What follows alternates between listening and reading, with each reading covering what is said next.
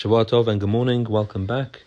We have 3 weeks left till Pesach, and Bezrat Hashem over the next few weeks we're going to go through the entire Seder from the beginning till the end, through each part of it, trying to understand the reasons and the halachot behind what we do during the Seder.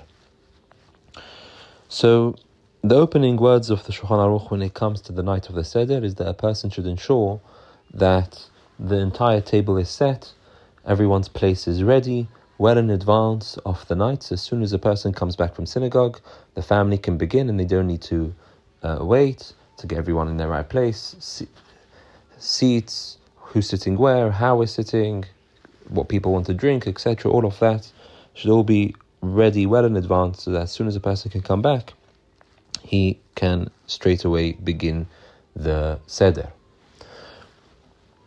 Having said that, the Seder, the Shulchan Aruch does rule, should only begin from after nightfall.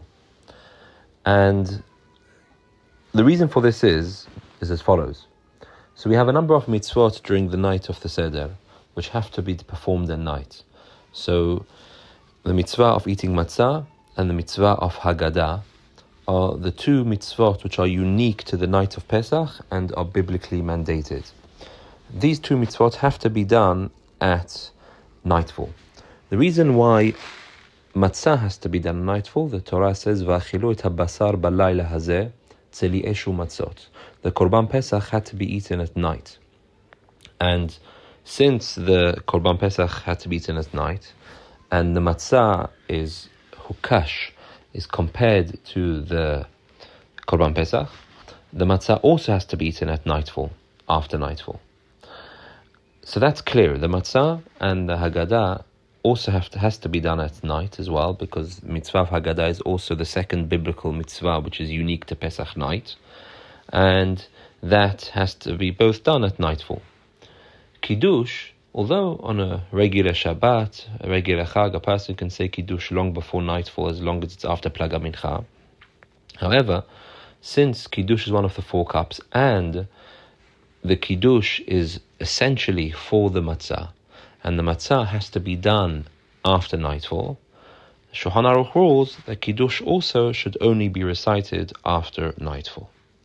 So nightfall in London this year is just after 20 minutes past 8, so 8:23. And so a person should, although he can have everything ready and can begin preparing everything, but the actual Kiddush should only be recited after 8:23. Now, people may not always be able to do this. Some people aren't able to stay up so late for health reasons, etc. In such a case, if there's no alternative starting after 8:23, then there is room to be lenient to begin the Seder after Shkia, after sunset, which is about 7:30 or so, to begin after that, as long as one begins the Magid, the Haggadah, only after nightfall. This should only be if a person has no alternative and for whatever reason he's unable to wait up till so late, then they could start the Kiddush then and do the Haggadah after nightfall. But in the first instance, definitely one should only begin the Seder after nightfall. Now, with regards to the reciting of the Simanim, some Sfaradim have the minhag to recite Kaddesh, Urchatz, Karpatz, Yahad. That's a minhag. The Kabbalists said a person should do that, and that's the minhag of many of the Sfaradim, but that's not actually mentioned in the halakha. Now, the Kiddush, the first cup, functions 2 purposes. Firstly, it's the regular Kiddush, which we do every Chag and every Shabbat. But it also has the function as being one of the 4 cups. And this is why, although in a regular Shabbat and Chag, one doesn't have to drink from the wine or the grape juice, one can just listen to the Kiddush, although it's customary and a mitzvah that we do drink from the grape juice on Friday night. It's not strictly required. And so, strictly speaking, a person can just hear the Kiddush and that's it. And that would suffice for the aspect of the cup in regards to the Kiddush of Pesach. However, the other aspect of the first cup is that it's one of the 4 cups. And for that, a person has to experience freedom. Since one has to experience freedom, one has to actually himself and herself drink the cup. And this is why one can't just rely on others.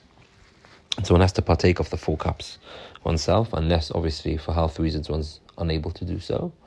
Even if a person dislikes the taste of grape juice or wine, the Shulchan Aruch still rules a person has to drink. Only if medically he can't, then he doesn't need to. But otherwise, he has to. Even though a person may argue, look, for me it's not freedom, nonetheless, this is what the Hachamim have instituted, and as long as there isn't a medical reason not to, one needs to do so. How much to drink? In the first instance, one should be drinking a revi'it, which is approximately 86 milliliters. If you take a plastic cup, a regular plastic cup, about just under half of that is about a revi'it. So it's not a lot. In the first instance, a person should be drinking that much. B'di'avad, if that's not possible, then a melol ugma, a cheekful, is also acceptable, and that's 44 milliliters.